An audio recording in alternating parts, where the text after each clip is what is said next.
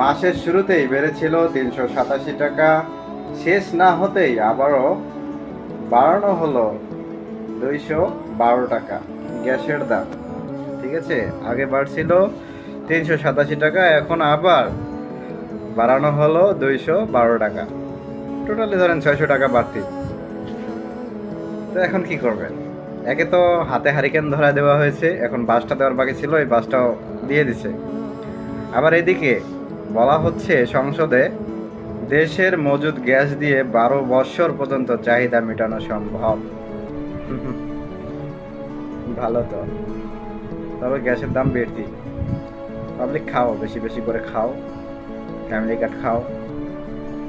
তো ওই যে গ্যাসের দাম বেশি বাড়তি না, হয়তো আমাদের সরকার হয়তো ভবিষ্যতে গ্যাস কার্ড আনারও পরিকল্পনা নিতে পারেন আর কি, কারণ সব কিছু তো কার্ডে হচ্ছে। আবার দেখলাম যে